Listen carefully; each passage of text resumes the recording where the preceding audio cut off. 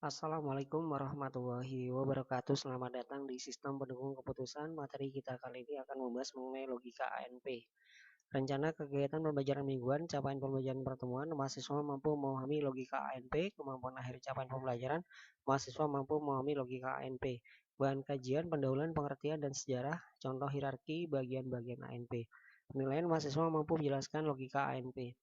Definisi metode Analytical Network Process atau ANP merupakan pengembangan dari metode AHP. ANP mengizinkan adanya interaksi dan umpan balik dari elemen-elemen dalam cluster atau inner dependence dan antar cluster atau outer dependence menurut Saati tahun 96. ANP merupakan metode pemecahan suatu masalah yang tidak terstruktur dan membutuhkan ketergantungan hubungan antar elemennya. Konsep ANP dikembangkan dari teori AHP yang didasarkan pada hubungan saling ketergantungan antara beberapa komponen, sehingga AHP bentuk khusus dalam ANP. Bagian ANP bagian pertama terdiri dari suatu hierarki kendali atau jaringan kriteria dan subkriteria yang mengendalikan interaksi dalam sistem. Bagian kedua adalah suatu jaringan yang memperlihatkan pengaruh antar elemen dalam suatu klaster atau antar klaster. Langkah utama proses ANP menurut Mehade et al. 2022, buat suatu hierarki jaringan keputusan yang menunjukkan hubungan antar faktor keputusan, buat perbandingan berpasangan di antara faktor yang mempengaruhi keputusan, hitunglah relative important weight factor dari faktor-faktor tersebut. Buatlah suatu supermatrix, yaitu suatu matriks yang tersusun dari relative importance weight factor, kemudian normalisasikan supermatrix tersebut sehingga angka-angka di dalam tiap-tiap kolom pada supermatrix memiliki jumlah bernilai 1. Hitunglah bobot akhir dengan meningkatkan supermatrix dengan 2K plus 1, di mana K merupakan sembarang angka yang besar sampai stabilitas bobot terjadi, di mana nilai-nilai dalam supermatrix tidak berubah ketika dikalikan dengan dirinya sendiri, yaitu yang disebut dengan konvergen. Kendali hierarki suatu masalah pengambilan keputusan dengan ANP digambarkan melalui suatu jaringan atau kendali hierarki. Jaringan keputusan terdiri dari klaster-klaster elemen-elemen dan jaringan atau links. Suatu klaster terdiri dari elemen-elemen yang bersesuaian dalam suatu jaringan atau subjaringan.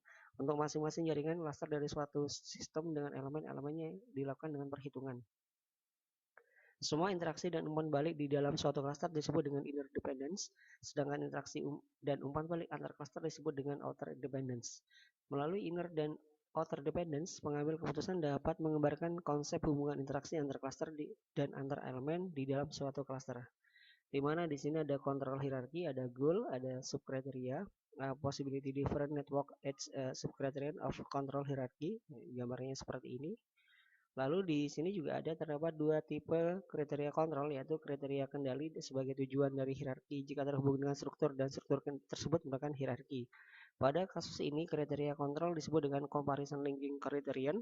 Tipe yang kedua adalah disebut dengan kriteria kontrol tidak terhubung pada struktur tetapi menginduksi di dalam jaringan. Kriteria kontrol ini disebut sebagai comparison including criterion. Metodologi ANP yang pertama adalah konstruksi model, yang kedua adalah formulasi ketergantungan dan membuat matriks perbandingan berpasangan antara klaster dan antar elemen, konstruksi supermatrix. Lalu ada model keputusan ANP.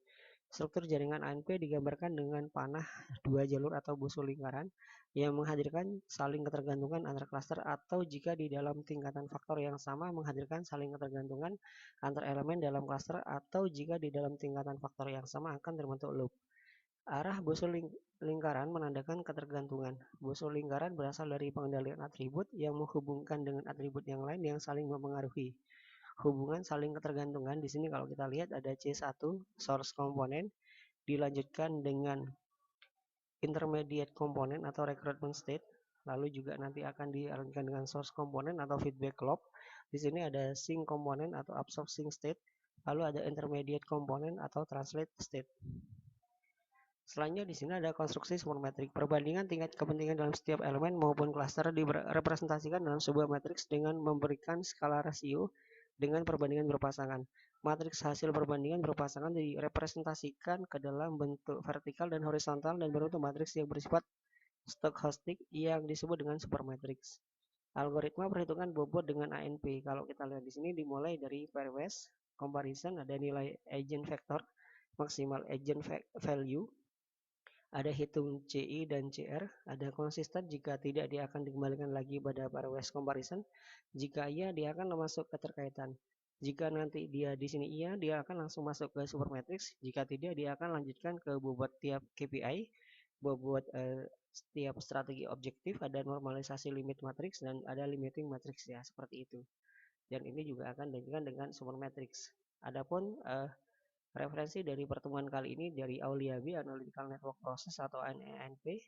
Sekian, terima kasih. Sampai jumpa pada pertemuan selanjutnya. Wassalamualaikum warahmatullahi wabarakatuh.